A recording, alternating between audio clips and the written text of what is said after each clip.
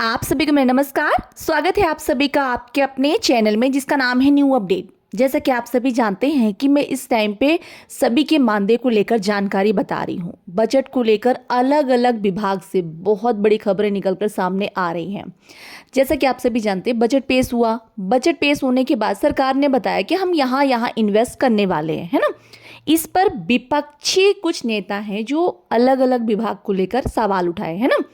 यहाँ पर कई बार मुझसे ग्राम चौकीदार भैया पूछते रहते हैं कि भाई हम लोग को लेकर जानकारी दीजिए, हमारे लिए कुछ बताइए, हमारे लिए आवाज़ उठाइए। देखिए, मैं आपको लेकर कुछ ऐसी खास जानकारी नहीं आ रही है जिसमें सरकार ने ग्राम चौकीदार पर्सनली कहा हो। हाँ, लेकिन आउटसोर्स संविदा कर्मचारियों को लेकर जो भी कहा है उसको लेकर मैं बताती रहती हूँ, क्योंकि आप भी जानते हैं कि अभी आशा कार्यकर्ता और शिक्षा मित्र अनुदेशकों के मानदेय को बढ़ा दिया गया है ना। लगातार मेहनत करने के बाद आज सीएम योगी आदित्यनाथ जी ने बहुत बड़ा फैसला जारी कर दिया है। उसमें ये कहा गया है कि भाई हमारी जो आशा कार्यकर्ता हैं, अनुदेशक है, रसोइया है, सहायिका है, इन सभी के मानदेय को बढ़ा दिया जाए, है ना। इस पर मुझे एक बहुत प्यारा कमेंट आया कि भाई ऐसी सरकार को हटा दो, अब बीजेपी की सरकार को हटा दो। तो इस पर एक बहुत अच्छा वीडियो भी मेरे पास है, मैं आपको दिखाऊंगी, जिसमें सीएम योगी आदित्यनाथ जी ने दिखाया है कि आप लोग जिसको चुनने की बात सोच भी रहे हैं उनके राज्य में किस तरह काम होता था और हम किस तरह काम कर रहे हैं।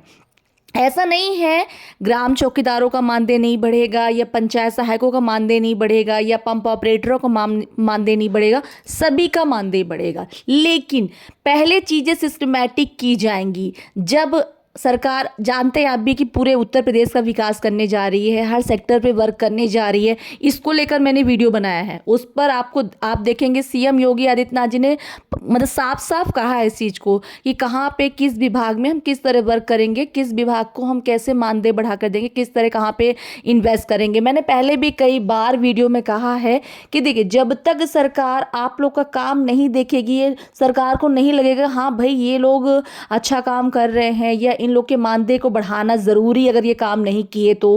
अब आप एक बात बताइए, सिक्योरिटी गार्ड को लेकर अभी एक वीडियो जारी किया था मैंने कुछ दिन पहले, जिसमें सिक्योरिटी गार्ड जो हॉस्पिटल्स में वर्क करते हैं उनको लेकर कहा गया कि भाई उनको नियमित कब किया जाएगा। तो उसमें कहा गया कि भाई हम जो सिक्योरिटी गार्ड हैं उनको उनकी भर्ती कर रहे हैं जो सेना में थे, है ना। अब उनको निकाला गया है, उनको ट्रेनिंग दी गई है, वहाँ से रिटायर हो गए हैं तो यहाँ पे शिफ्ट कर रहे हैं, और जो सिक्योरिटी गार्ड इसके पहले थे उनको निकाल दिया गया है ना। इस पर सवाल उठा गया कि भाई उनको निकाल क्यों दिया गया, वो कहाँ जाएंगे।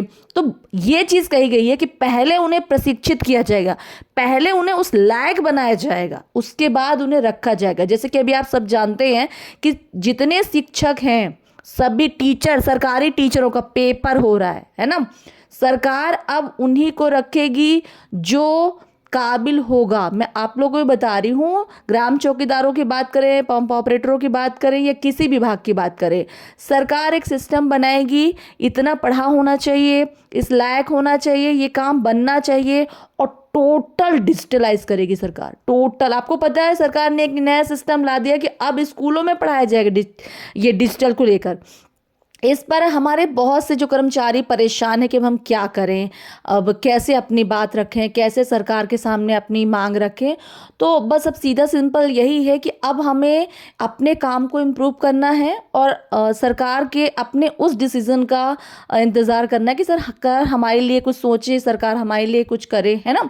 ऐसा नहीं है कि शांत बैठ जाना है, मैं बिल्कुल नहीं कहूँगी। मैं यही कहूँगी कि अपने आप को इम्प्रूव करते रहिए, अपने आप को बेस्ट करते रहिए, अपने आप पे वर्क करते रहिए। एक ना दिन आप लोग की ज़रूर जीत होगी, इसमें कोई दो राय नहीं है ना। सरकार सोच रही है आप लोग को लेकर, सरकार बहुत जल्द आप लोग को लेकर डिसीजन ले सकती है ना। कुछ भी अपडेट आएगी मैं वीडियो के माध्यम से लगातार बताती रहती हूँ, दिखाती रहती हूँ, लाइव दिखाती रहती हूँ। संसद से भी लाइव आता रहता है, जो भी जानकारी मैं वो भी बताती हूँ, प्लस मेरे पास भी जो भी नोटिफिकेशन आता है मैं वो भी जानकारी बताती रहती हूँ। मतलब अप टू डेट मैं टोटल जानकारी इस टाइम पे आपको देख सकते हैं कि अलग अलग विभाग से अलग अलग जानकारी आ रही है। अभी ग्राम चौकीदारों को लेकर कुछ खास जानकारी नहीं आई, पर हाँ एक जानकारी ज़रूर आई है जिसमें सरकार ने मतलब ग्राम, लेकिन एक चीज़ ज़रूर कहे कि किसी भी विभाग में किसी भी कर्मचारी के साथ गलत अगर हुआ, शोषण करते हुए पाया गया, तो उसके खिलाफ तुरंत एक्शन लिया जाएगा। ये बात सामने आ रही है, इसका वीडियो भी मैंने बनाया है। अब मैं आपको एक छोटी सी क्लिप दिखाती हूँ जिसमें आप खुद देखेंगे कि विपक्ष के लोग कैसे काम करते थे और हमारे सीएम योगी आदित्यनाथ जी किस तरह काम कर रहे हैं। मैं दे रहा हूं, पंडित राम प्रसाद बिस्मिल की शहादत दिवस के दिन आपके एक मंत्री को बुलाया गया, वो भी शिक्षा विभाग के ही मंत्री थे। तो उनको जब बुलाया गया तो उनसे कहा गया कि, तो उन्होंने कहा कि ये किसकी जयंती, कहा जयंती नहीं, आज इनकी शहादत दिवस है, इनको फांसी भी दे। तो उन्होंने कहा बिस्मिल्लाह खां को तो अभी कोई पुरस्कार मिला है तो उनको फांसी क्यों हो गई?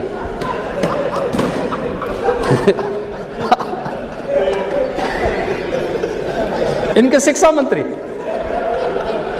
इनकी सरकार में जब ये अंधेर नगरी चौपट राजा, यही तो कहते हैं, इसी को कहते हैं। वो कहते हैं कि बिस्मिल्लाह खां को तो अभी पुरस्कार कोई मिला था और उनको फांसी क्यों हो गई है? उनसे कहा गया कि अच्छा वो मंच पे भी गए, तो मंच पे भी उन्होंने कहा कि बिस्मिल्लाह खां को जो है पता नहीं क्यों फांसी दे दी गई।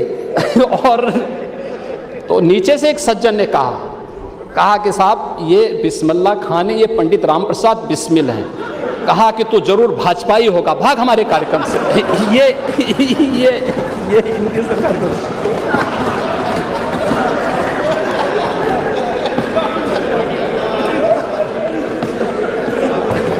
तो चौपट, शिक्षा व्यवस्था को चौपट होना ही होना था।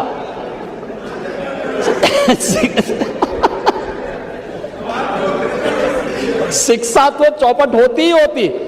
जहां अधिकारी मंत्री को नहीं जान पा रहा है और बिस्मिल्लाह खां और राम प्रसाद बिस्मिल में आपका शिक्षा मंत्री नहीं महसूस कर रहा था, तो उसको तो चौपट होना ही होना था। तो वहां बच्चे नकल नहीं करते तो क्या करते? वहां नकल नहीं करते तो क्या करते? जैसा आप लोगों ने देखा कि हमारे सीएम योगी आदित्यनाथ जी ने विपक्ष की पोल खोली। वैसे तो ये नेताओं का काम ही है, वो आपके बारे में बुरा बोलते हैं, आप उनके बारे में बुरा बोल देंगे, ये कोई खास बात नहीं है। लेकिन हाँ, ये सच है कि बीजेपी की सरकार में काफ़ी कुछ इम्प्रूव हुआ है, काफ़ी कुछ चेंजेस आए हैं। बट हाँ, ये बात सच है कि अब आगे वही सर्वाइव कर पाएगा जो अपने दिमाग से और मेहनत से काम लेगा, है ना। तो अभी देखते हैं कि आगे क्या अपडेट आती है आप लोग को लेकर।